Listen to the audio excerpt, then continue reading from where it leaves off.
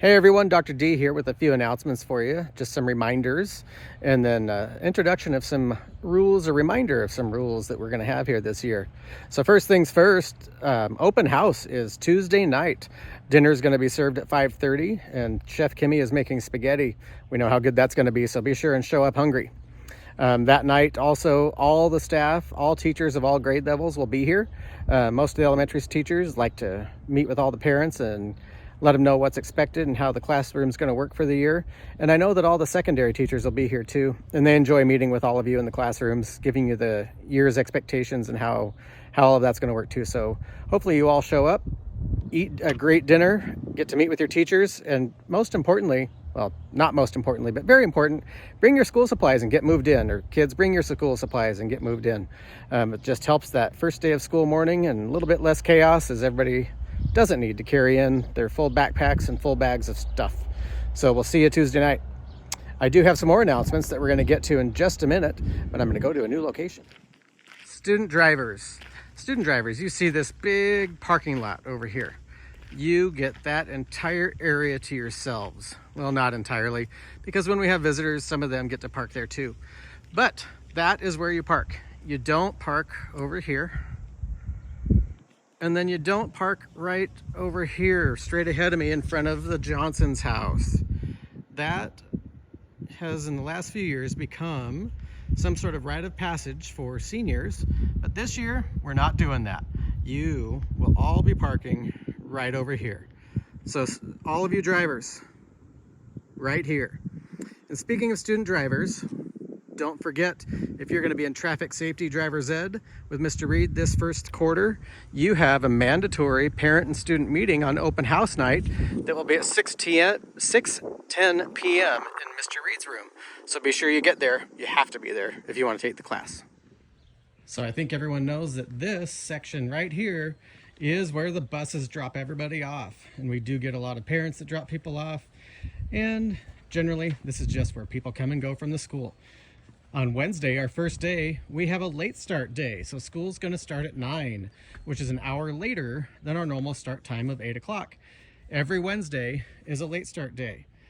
Students don't get to be here until 8:40 a.m. That's when buses arrive, and that's when students can start getting here from parent drop-off or walking.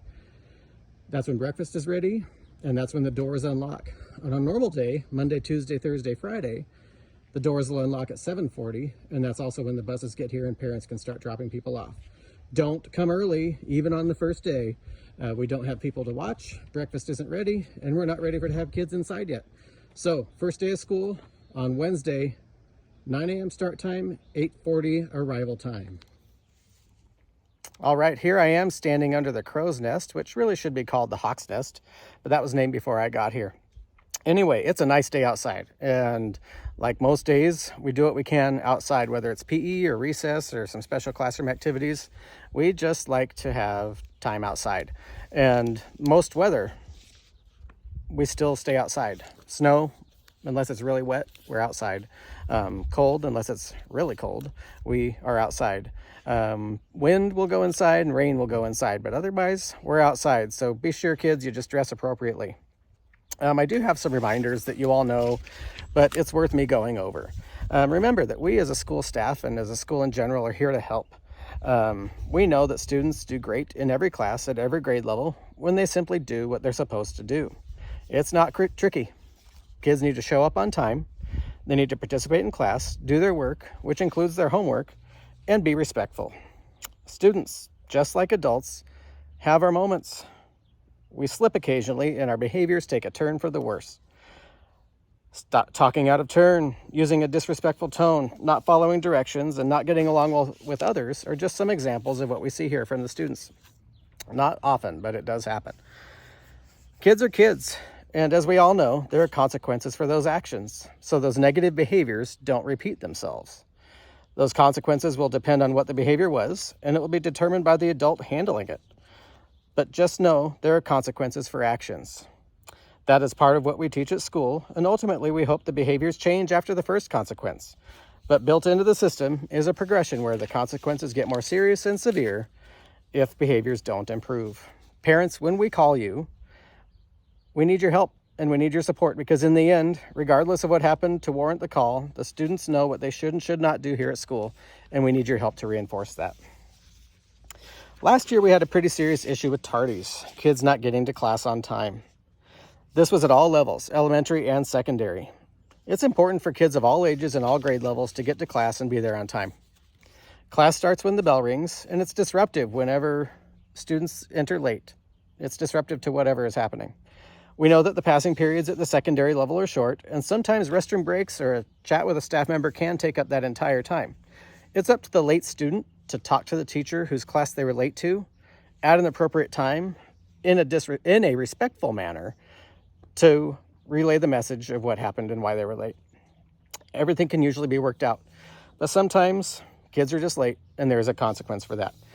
We do have a tardy procedure listed in the handbook, and that handbook can be found on our website, and it outlines what will happen when tardies happen. Some things might be daily participation grades can and should be negatively impacted. And in the end, students, just be on time. It's not that hard. Since we talked about tardies, we're going to continue to talk about attendance. Students need to be at school. All grade levels matter, and staying for the whole day matters.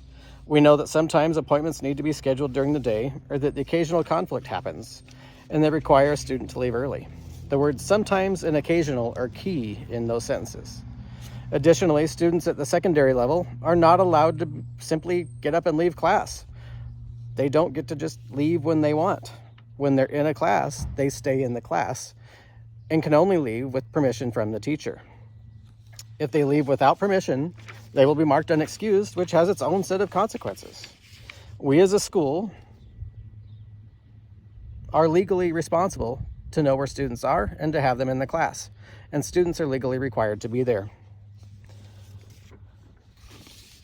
Here's the big one: cell phones. Cell phones are no longer allowed during class time. Teachers may expect students to have phones in backpacks, or they may require them to put them in a cell phone caddy. Whatever the expectation is in the classroom with the individual teacher is what the students will do. Phones are allowed out before school, during passing time, at lunch, and after school. That is all, not during class time. This includes those restroom breaks some of our older students might take during class. Your phone doesn't get to go with you. That's during class time, and there aren't phones allowed during class time. There is a progression of discipline described in the handbook related to how cell phones will be handled if students disregard the rule.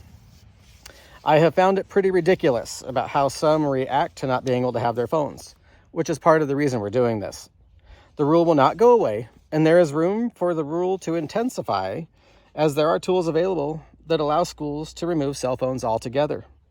We are simply trusting that students will respect this rule about cell phones and not having them in class and follow it. Over the years, the staff of the district, including our coaches, have done a lot of work with author and coach Kate Lavelle, who is a highly successful high school and collegiate coach, as well as motivational speaker. Her book, Confessions of an Imperfect Coach, was one of the greatest professional book studies my staff has ever done. It focuses on the importance of creating a positive environment and the need to treat each other with respect and the tremendous success those things bring. To have success comes the need to coach, the need to teach, as that is what we are here to do at the school for all of our students. While we strive to develop strong and positive relationships with our students, we do at times, as the adults in charge, have an approach that can be stern, sometimes very stern, with students in order to correct behaviors that are disruptive and are unsafe. The stern tone is not because we don't like somebody. It's because we're trying to make a point, and that stern tone usually comes as a result of a student demonstrating an unsafe or inappropriate behavior more than once. Students, don't make it get to that point, and if you do, just change your behaviors and move on. In the first few days of school, I will be chatting with the students more about the handbook, behavior expectations at lunch, how to treat each other respectfully even when opinions are different, among many other topics. It is all common sense and are basic rules of school that we as adults grew up with and our kids need to grow up with too and learn. We are able to have a lot of fun here, and we do a lot of school-wide fun activities, bordering on silly and crazy, but it all has a purpose of forming a great environment where people know they're cared for. We can do that stuff because students follow the rules. there are consequences for actions, and there are also rewards for actions. Most of this video has been talking about consequences for actions, but just understand there are a lot of great rewards for actions also. That all being said, let's have a great year. See you all on Tuesday at open house, and see you Wednesday morning when school starts.